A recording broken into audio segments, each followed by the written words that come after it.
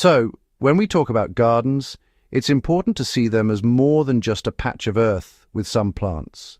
A real garden, at its best, is a living system where every element works together to create something greater than the sum of its parts. Most gardeners don't actually have a production system, they have a collection of plants. That sounds harsh, but walk through most backyards and you'll see it. Tomatoes over here, lettuce over there, a few herbs in a corner.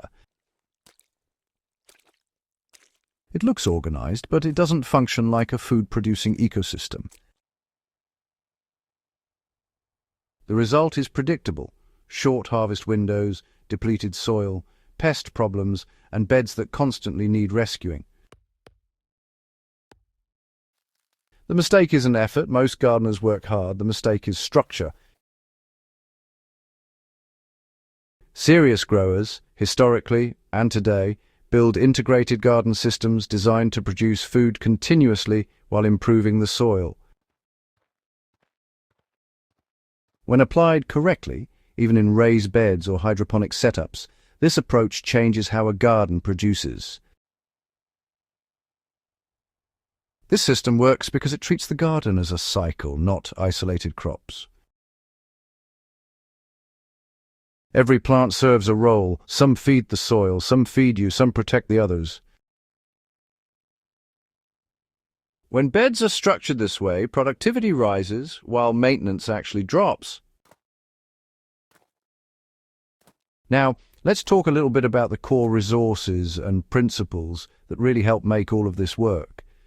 Understanding these basics is, well, absolutely essential for anyone hoping to get the most out of their garden. Before we dive deeper, a quick note. I've put together a list of tools, soil amendments, and reliable seed varieties I consistently use in productive beds and hydroponics. The link is in the description.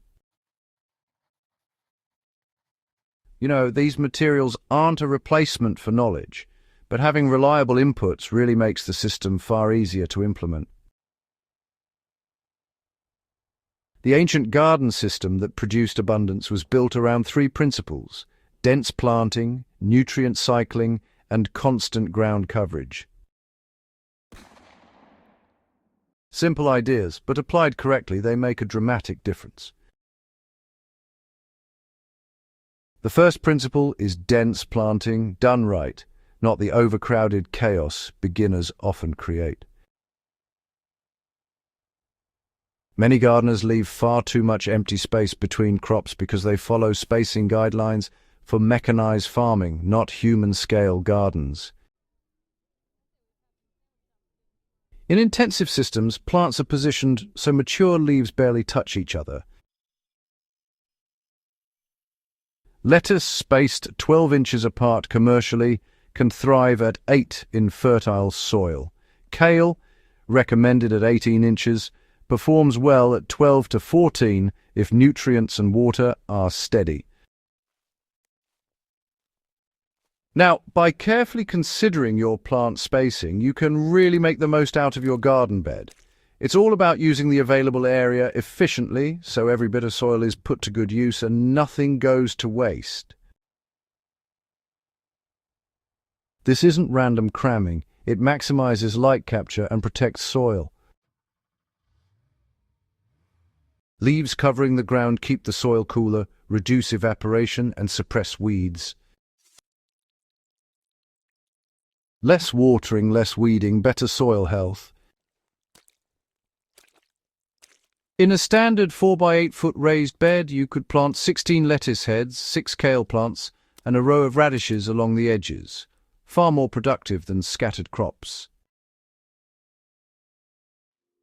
Hydroponic systems take this further. Lettuce spacing can safely drop to 6 inches because nutrients are constant, but, airflow must be maintained to prevent mildew. The second principle is nutrient cycling. Modern advice often treats fertility like a product you buy. Historically, soil was fed by the garden itself. Fast-growing crops like peas, beans, clover, or mustard were planted between food crops or immediately after harvest. After spring lettuce is harvested, many gardeners leave soil bare while deciding what to plant next. In a production garden, that bed immediately receives a nitrogen-fixing crop like bush beans, enriching the soil while producing food. Chop-and-drop biomass works similarly.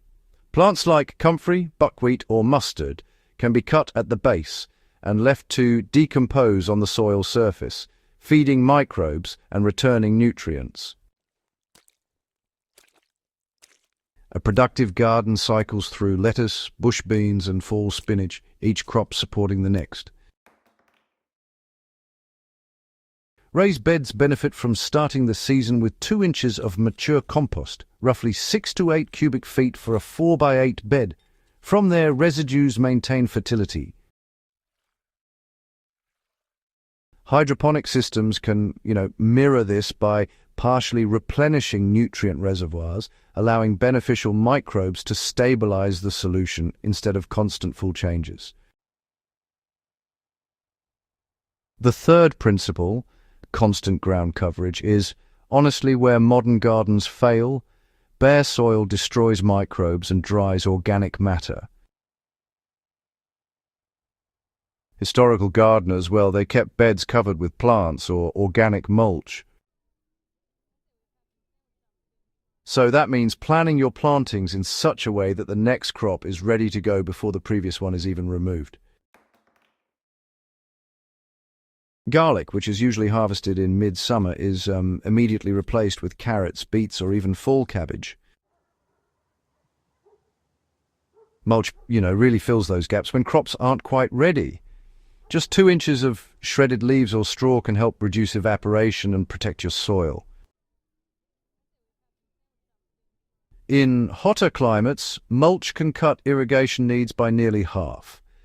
Hydroponic growers maintain what's called coverage by keeping trays fully planted, which, prevents empty space from reducing system efficiency. An overlooked advantage is pest resistance. Dense, diverse plantings honestly prevent pests from spreading quickly. 20 tomatoes in a single cluster get hammered by hornworms and fungal disease. So, if you spread those tomatoes among basil, onions, lettuce, and marigolds, you'll find that pest progression really slows down. I have a raised bed with 4 indeterminate tomatoes spaced about 2 feet apart, basil planted around the base and lettuce filling early gaps. By the time tomatoes expand, lettuce is harvested, leaving basil as living mulch. That single bed produces over 40 pounds of tomatoes, plus herbs and early lettuce harvests. Root crops benefit similarly. Instead of a long row of carrots, broadcast seed and thin gradually. Dense planting maximizes harvest area while still producing straight roots. The power of this system isn't a single technique, it's the interaction. Dense planting protects soil and improves microclimates. Nutrient cycling keeps fertility stable without heavy inputs. Constant coverage protects soil biology and prevents erosion. Together they reinforce each other. Over time, soil texture improves, organic matter increases, and plants become more resilient. So, as we wrap things up, just remember that a little planning and observation can make a world of difference in your garden. It's not about perfection, but about learning and improving with each season. If you haven't tried these techniques yet, why not give them a go? Your garden will thank you, and honestly, you'll enjoy the process even more. So, get out there, experiment, and share your experiences with fellow gardeners. Happy growing! Gardeners often notice a drop in watering needs within 2 seasons. Soil structure allows deep water penetration, and mulch plus plant coverage reduces evaporation. And, harvest windows actually lengthen. Instead of one big harvest followed by empty beds, crops mature in overlapping waves. For instance, a 4x8 raised bed might start with spinach and radishes in early spring, then transition to peppers and bush beans, and finish with fall kale and Asian greens, so that's 4 or 5 harvest cycles in a single year. Hydroponic growers can stagger plant starts to maintain continuous production. Adding new seedlings weekly keeps harvests steady and, really helps prevent any gaps. The biggest challenge isn't complexity, it's mindset. Most gardeners think in individual crops, but honestly, productive gardens think in terms of flow. Every harvest space should already have a role waiting. Once you operate this way, the garden becomes predictable. Soil improves, harvests increase, and the constant firefighting of problems just fades away. This is why, historical gardens produced extraordinary yields from small areas. They weren't relying on miracle fertilizers or advanced technology. They were using intelligent structure. Apply these principles consistently, even in a modest backyard, and honestly, the garden starts to feel less like work and more like a living system helping you produce food. If you found this useful and want more practical systems that actually improve your harvest instead of just decorating the garden, go ahead and subscribe to Iron Age Instincts and share this video with another serious grower. The more people understand how to grow real food efficiently, the stronger our gardens become.